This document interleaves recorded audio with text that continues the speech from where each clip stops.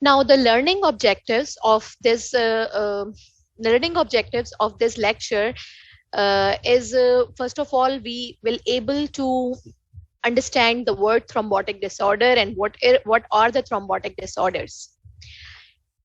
Then we are discussing the different states, different hypercoagulable conditions which predispose the patient to become vulnerable to form the thrombosis in the vessels. Then we are discussing the arterial and the venous thrombosis.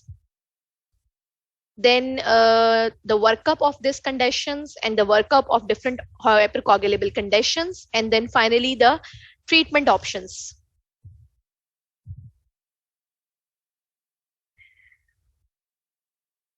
Okay, the first is what is the thrombotic disorders, or what we understand with the word thrombotic disorder. Congenital and the acquired diseases characterized by formation of thrombus that obstruct the vascular blood flow locally or detaches and embolize to occlude the blood flow downstream. This is the thrombotic disorder.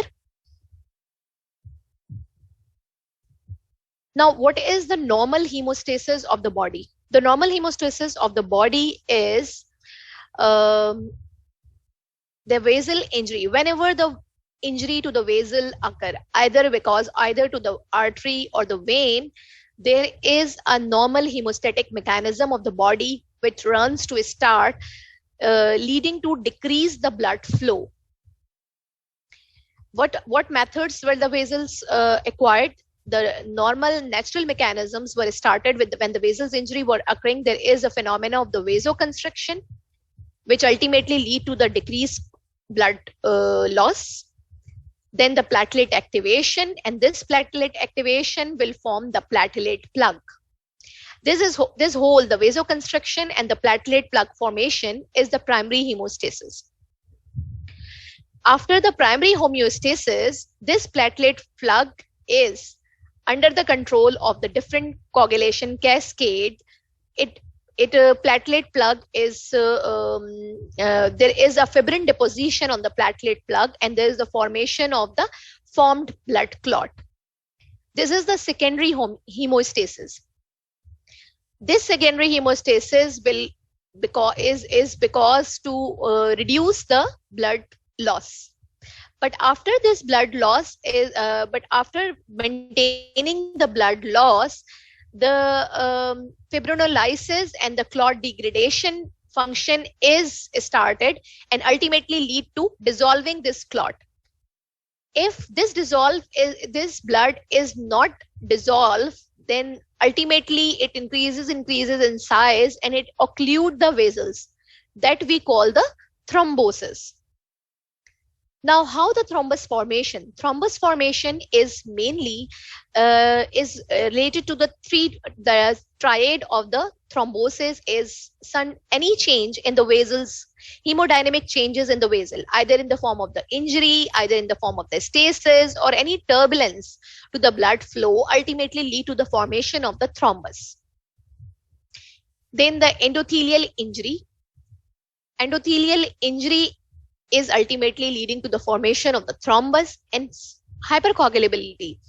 Few conditions are related to the either inherited or acquired conditions that increase the viscosity of the blood, or increase the formation or capacity of the vessels to increase the clotting episodes, or the formation of the thrombus in the vessels are easy. These are the few conditions. Now, these are the hypercoagulable states like malignancies, pregnancy, oral contraceptive pills, trauma, surgery, or even the patient is bedridden. Because of these events, so they have a state that they increase the efficacy, they increase the affinity to form the clots or the thrombus in the blood vessels. Inflammatory bowel disease, nephrotic syndrome, sepsis, or the thrombophilia. These are the conditions that increase the vessel's ability to form the clot in it. Now, the vascular vessel wall injury, either trauma, surgery, venipunctures, chemical irritations, heart valve disease, or anything else, Atherosclerosis, indwelling catheters, these are the conditions of the vessel wall that lead to the increased thrombus formation or either circulatory stasis. Because of the stagnation, there is an ability, if the stasis is prolonged, like in case of the atrial fibrillation ultimately lead to the dilatation of the heart chamber. And when the stasis were occur, so ultimately there is increased risk of chances of the thrombus formation. Left ventricular dysfunctions, immobility, paralysis, venous insufficiency, or a venous obstruction from the tumors or obesity or pregnancy, anything can lead to the increased thrombus, increased ability to form the thrombus. Now the classification of the thrombus, we are classifying either because of the, basically it is to the hypercoagulable conditions. Either it is because of the familial or a non-familial. What we mean, that is the familial is deficiencies like protein C, S deficiencies, the clotting there is a problem in the clotting cascade now. Antithrombin 3 deficiency, hyperhomocystinemia, these are the congenital or inherited conditions that lead to the that lead to the hypercoagulable state. And these are the acquired conditions. These acquired conditions ultimately lead to the prothrombotic stimulus. These lead to the prothrombotic stimulus like antiphospholipid antibody syndrome, any malignancy, prolonged immobilization, surgeries, pregnancies, oral contraceptive pills, or a heparin-induced thrombocytopenia. These all the conditions ultimately increase the state that we call the hypercoagulable state. It makes the person the more vulnerable to form the thrombus either in the arteries or in the veins. Thrombosis, we are dividing the thrombosis, it is either in the veins or in the arteries. If it is venous thrombosis, the most usually it happens with the venous thrombosis that it ultimately lead to the congestion of the affected part of the body. When what are the veins? Veins eliminate or the arteries are supplying the major organ, while the veins are carrying the blood away from that organ. No? If the venous thrombosis is there, so it ultimately lead to the congestion of the body or congestion of the affected part of the body. And ultimately it usually consists with the fibrin and the red blood cells, and it forms the red thrombus. While in arterial thrombosis is mainly, it affects the blood supply of the part of the body or the part of the system. When the blood supply to the body or the damaged tissue is impaired, so ultimately it leads to the death of that tissue. Na? So typically it is composed of the platelet aggregates that we call it the white thrombosis. Okay, arterial thrombosis is simple. That is the formation of the thrombus within an artery. The most common arterial thrombus. Now we are discussing here that is how to approach a patient. So usually the patient with the arterial thrombus is how to present. If there is an involvement of the carotid arteries, internal carotids, vertebral arteries, or the circle of the vellus, the patient usually present with there is a decreased blood supply to the brain. And that decreased blood supply to the brain is leading to the stroke. We call it the cerebrovascular accident. And it is the ischemic type of the stroke, that is the blood supply, because of the arterial supply is blocked. The blood supply to the part of the brain is impaired, and it leading to the ischemic injury to that area. Similarly, if the obstruction is in the coronary artery, so it causes the infarction of the myocardium that we call the MI. Then the limb ischemia. If the blood vessels are supplying the lower limbs or the upper limbs, it ultimately lead to the ischemic injury to the limb. This most commonly happen in the lower limbs. Hepatic artery thrombosis, yes, if there is a blood supply to the liver is impaired, so we are expecting the ischemic injury to the liver. This is how the blood supply of that localized parts are impaired. There is a thrombus or a problem in the vessels or the blood supply of that area, so it ultimately lead to the death of the tissue that we are visible with the gangrene. And this gangrene is ultimately is not after the gangrene, there is no treatment option we can offer on this. Now there is a finally we go for a surgery to surgical resection of this gangrenous part. Now the venous thrombosis, this is the some few examples of the arterial thrombosis. While in venous thrombosis, the most common venous thrombus is deep venous thrombosis. Deep venous thrombosis of the lower limbs is usually the most common condition of the thrombosis. Formation of a blood clot in the deep veins commonly affects the leg veins. Then we have also the portal vein thrombosis, usually in patients with the chronic liver disease. Renal vein thrombosis, yes, we get the renal vein thrombosis usually in case of the vasculitic conditions like large vessel vasculitis, Takayasu arteritis. This is the conditions in which we expect the renal vein thrombosis, or any condition which increase the hypercoagulable condition can cause the thrombus anywhere. Jugular venous thrombosis, Budd-Chiari syndrome. Budd-Chiari is in blockage of the hepatic vein. The thrombus formation in the hepatic vein or the hepatic part of the inferior vena cava, we call it the Budd-Chiari syndrome. Then the Paget-Stotter's disease, there is an obstruction of the upper limb veins, likely axillary and the subclavian vein. There is a blood supply is hampered in the upper limb. Now, this is rare condition. Now, if usually the stroke patients will usually have an ischemic type of a stroke or an arterial type of the thrombosis, like involvement of the internal carotid, or the vertebral arteries. But there say a rare form of the stroke also develop from the blockage of the dural venous sinuses. When the thrombosis form in the cerebral venous system, then we have a stroke presentation as well. We call it the cerebral venous thrombosis or the cavernous sinus thrombosis. Cavernous sinus is a sinus in the different venous sinuses are present in the CNS. There is a one venous sinus, we call it the cavernous sinus. So in that cavernous sinus thrombosis, yes, is also a specialized form of thrombosis. Now, what was the R aim? The R aim is to reach the diagnosis. The clinical approach, we are teaching, or I am teaching you that how to approach a patient. So anything in the clinical side, when we want to approach the patient, the first thing is what? First thing is the history. History is very important.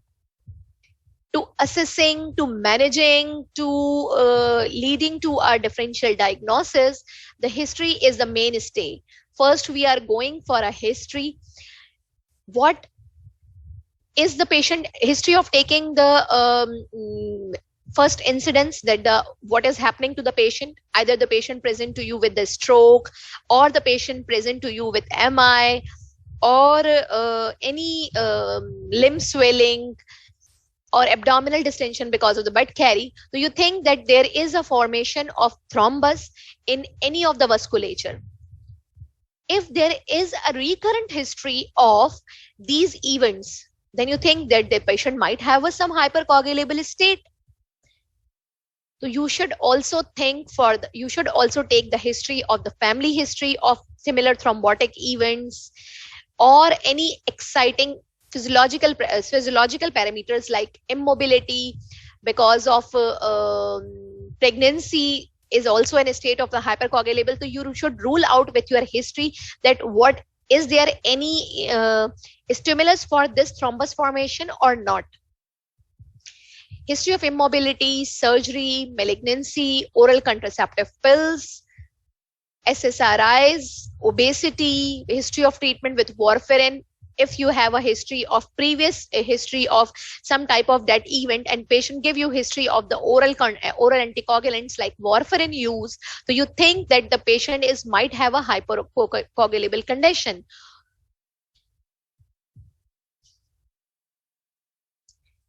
These are the, after any history taking, these are the sign and the symptoms. These are the after the history you should go for a clinical examination. So in the history you may get, if the patient is with the stroke, so you may get the weakness of the limbs, face, numbness, decreased sensations, decrease or increased muscle tone, either cranial nerve or the cerebellar involvement. Then the myocardial, if the patient present to you with the thrombus in the coronary arteries, the patient present to you with the myocardial infarction, it's because of the chest pain. The patient give you the history of the chest pain, sweating, palpitation, breathlessness, referred pain, or the syncope. If the patient comes to you with the history of some acute limb ischemia, like the one limb is become painful, there is a color change, and it is cold, and the pulselessness was there when you examine that that part, so you think that it is because of the acute limb ischemia, and this ischemia is what, because why this ischemia is happening.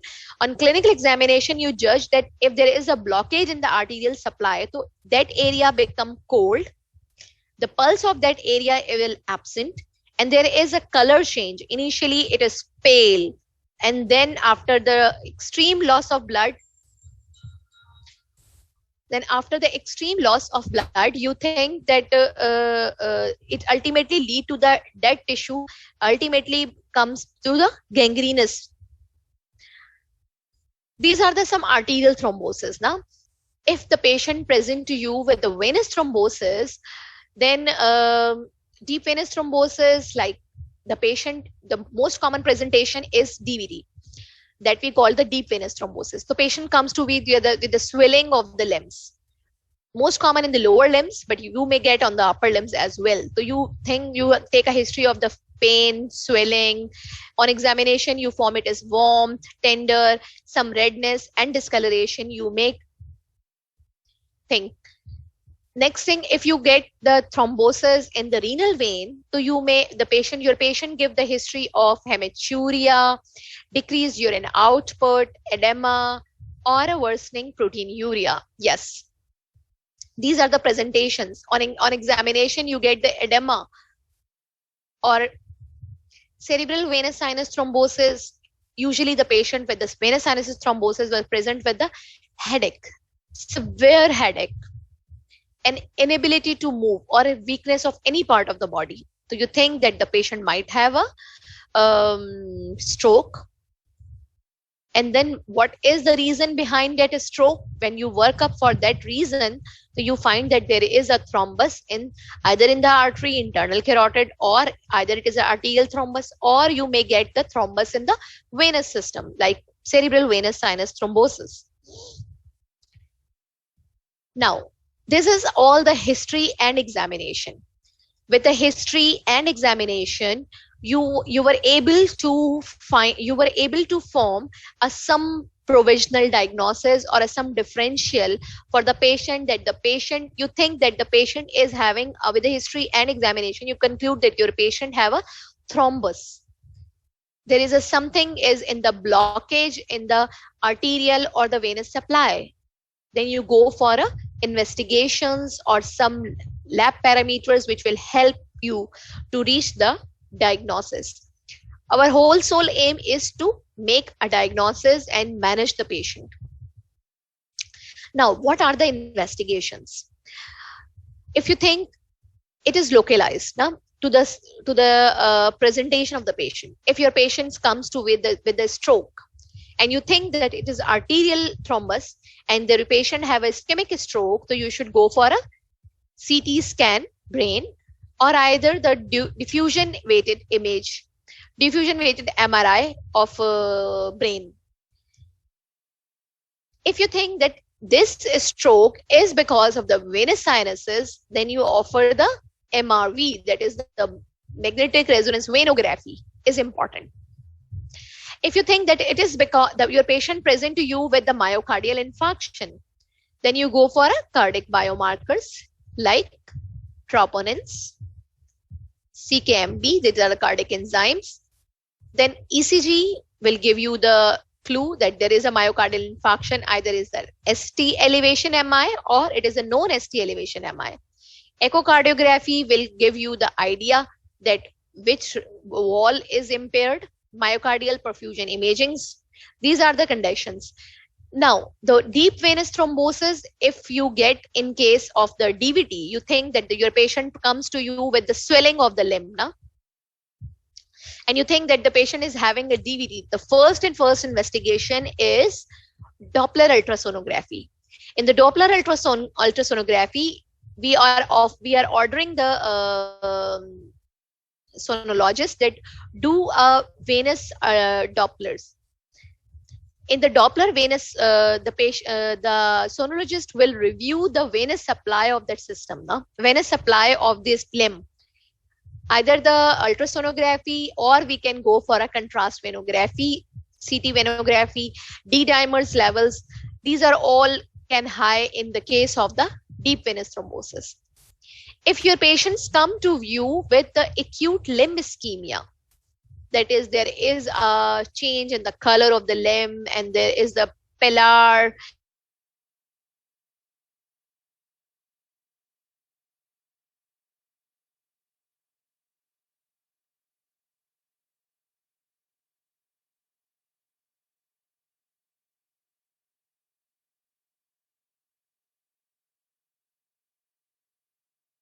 what are these antibodies?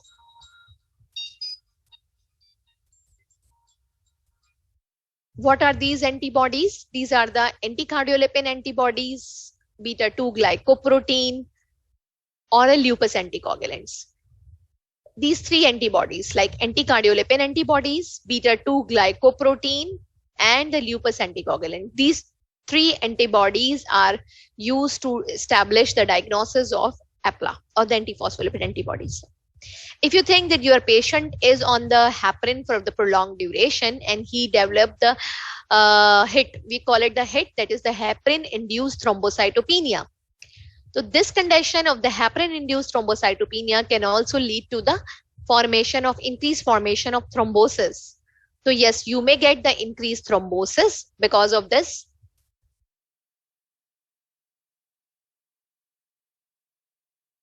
Go for a heparin antibodies.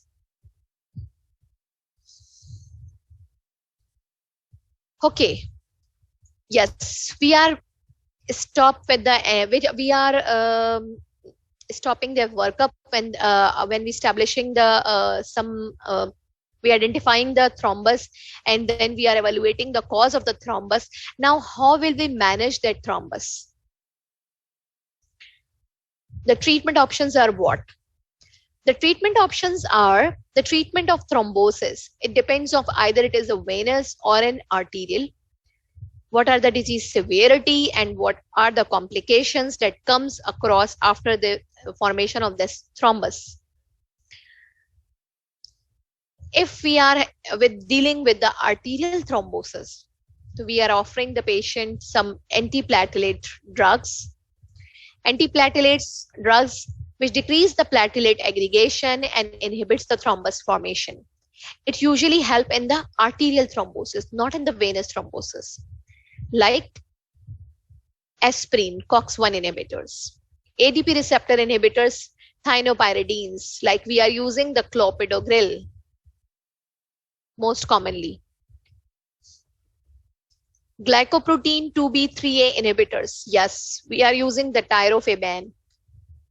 In the patients of MI, we are using this after the coronary angiography and the angioplasty. We are using this few direct acting and oral anticoagulants. These are the newer drugs. These are the newer agents, direct acting oral anticoagulants like rivaroxaban, dabigatran, apixaban. These are the direct factor 10A inhibitors.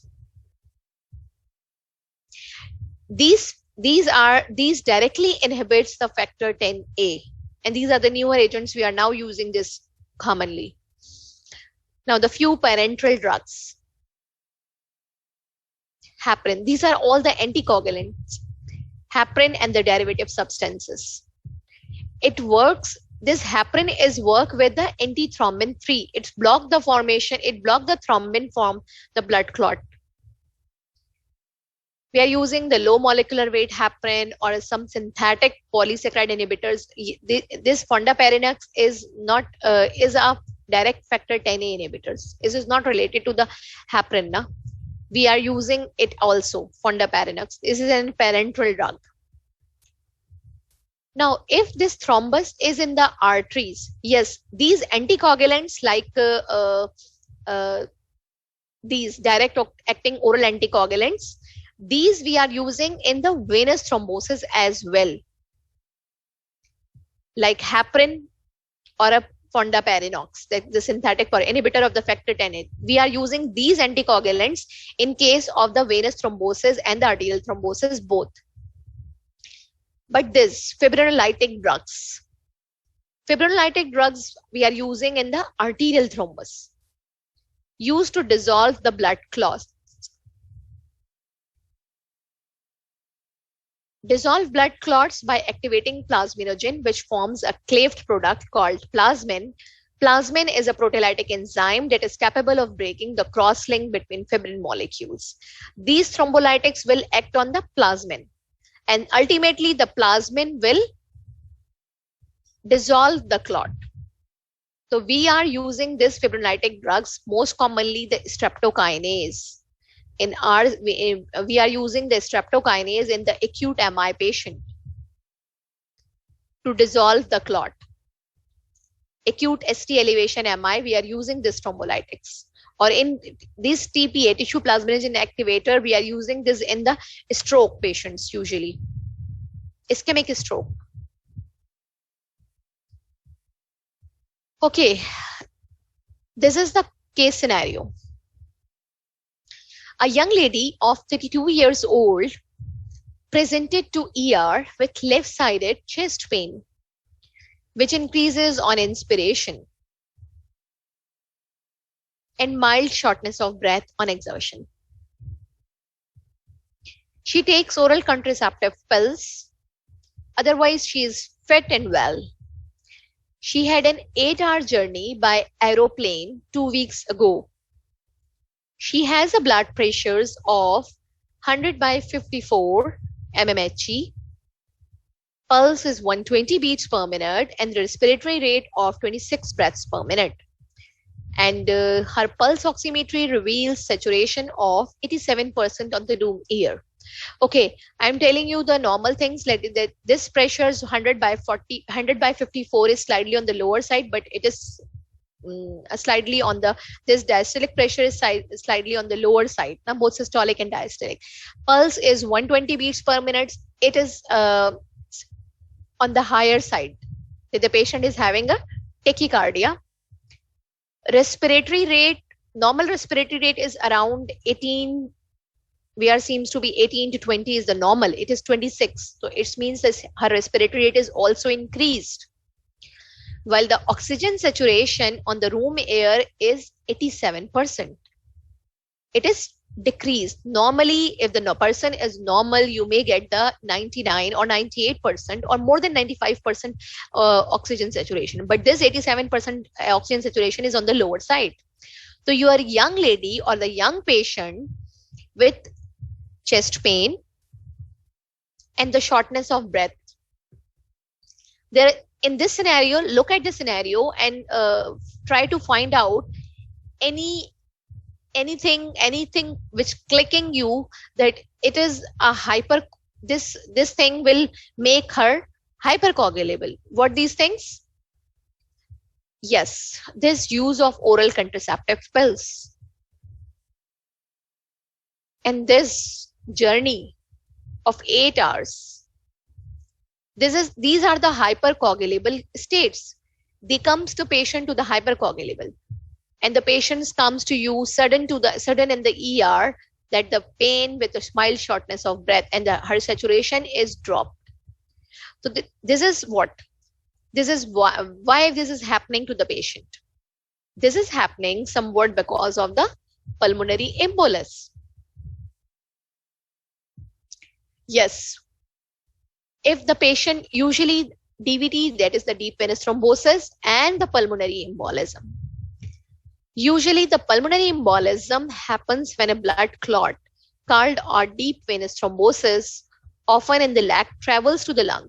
When the thrombus in the veins of the patient, we call it the deep venous thrombosis. Usually that patient is highly vulnerable to go into the pulmonary embolism, because the thrombus from these vessels may dislodge and is ultimately reach to the vessels of the pulmonary artery. This embolus through the inferior vena cava. This is the leg veins.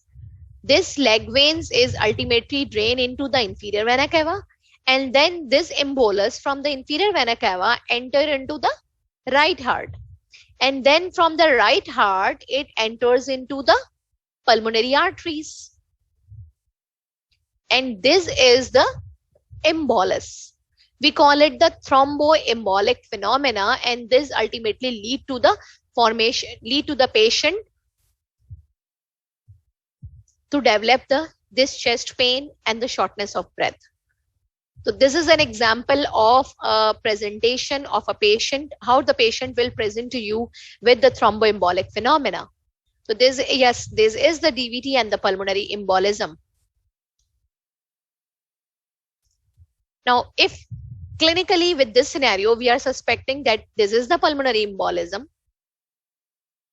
so then we are thinking that yes, patient is developing the pulmonary embolism. So then we are going for some specific investigations to find out how our differential or our provisional diagnosis was normal or is absolutely right or not.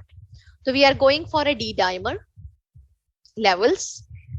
If it is high D dimer, so we are having a high suspicion that the might be a patient having a thromboembolic phenomena. Then we are going for a Doppler ultrasonography of the limbs, which will give the idea, yes, the patient is having a deep venous thrombosis. And then finally, we are going for a CT pulmonary angiography to confirm our diagnosis.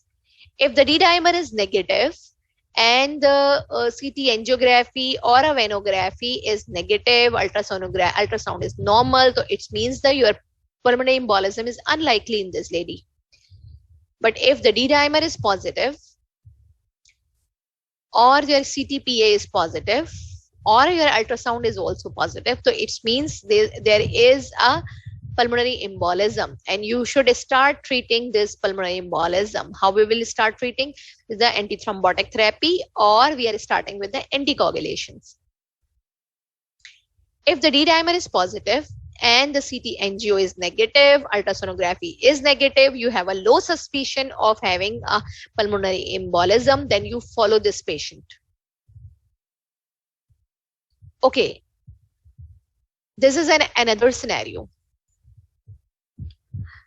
A 70-year-old female presented with right lower limb swelling for 1 week, which has gradually increased in severity. There is a past history of fracture of the right neck on the femur. There is a past history of fracture of the right neck of the femur 1 month back, after which he has been bed bound. Okay, this is she is an old female patient with a lower limb swelling for a 1 week, which gradually increased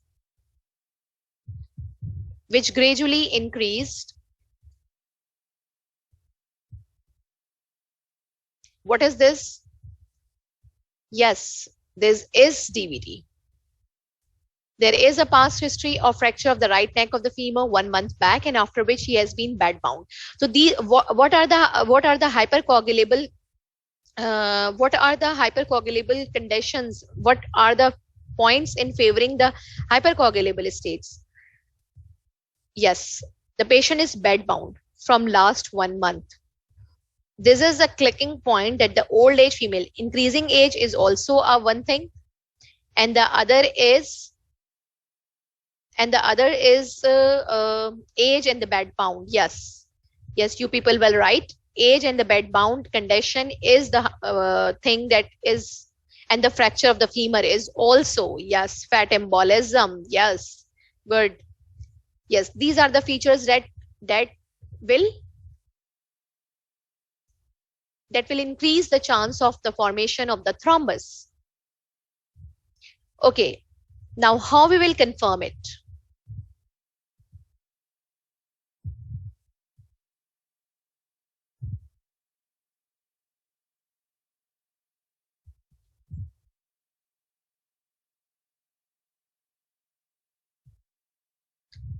Okay, this is the pictorial presentation that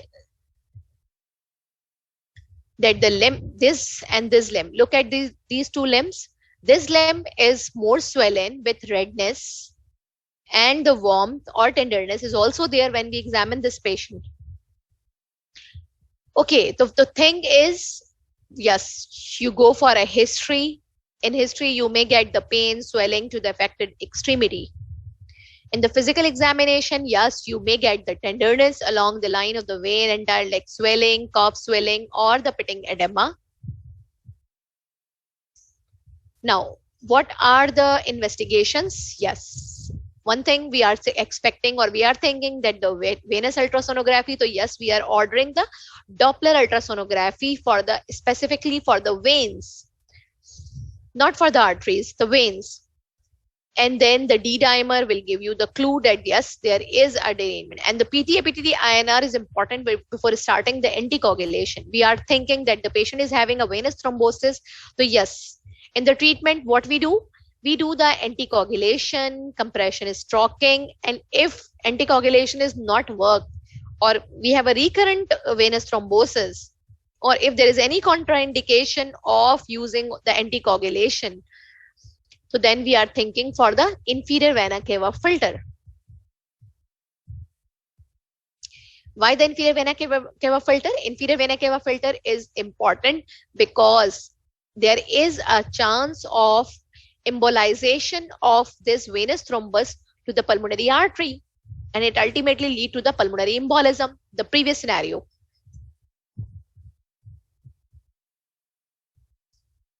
Okay, this is all about our lecture. Anything you people want to ask, you may write in the chat.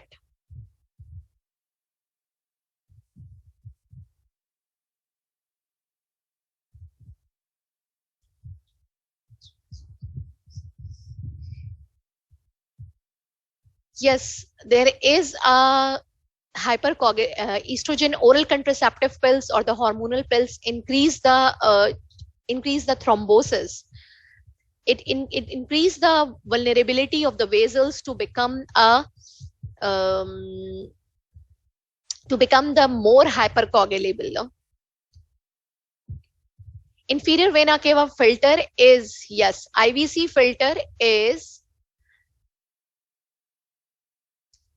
IVC filter we are using if there is a problem in the starting the anticoagulation treatment. If we are having a problem with the anticoagulation treatment is what, that patient is bleeding, currently bleeding, or the patient's platelet count was extremely low, that is less than 40 or less than 50,000. So then we are not able to start the anticoagulation therapy because there is a high risk of chances of the bleeding. So in that conditions, or in these conditions, we are using the inferior vena cava filter. The previous pic.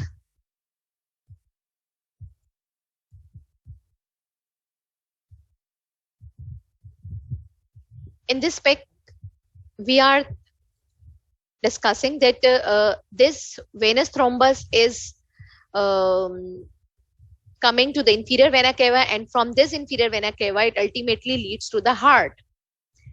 If we are placing the filter here over here in the inferior vena cava, so this thrombus is not embolized to the pulmonary vessels, because the deep venous thrombosis or the venous thrombosis is itself is not a life threatening condition. But if the patient is developing the uh, if patient is developing the pulmonary embolism, so yes, this is the life threatening condition.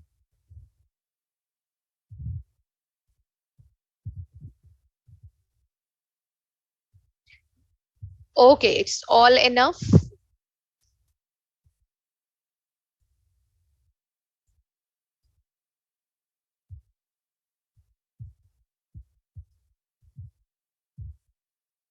Yes, there is a chances. Few are conditions are idiopathic, and the patient may develop the thrombosis.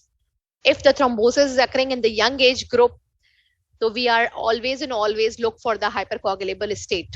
But yes, in in many patients, we are not find any cause.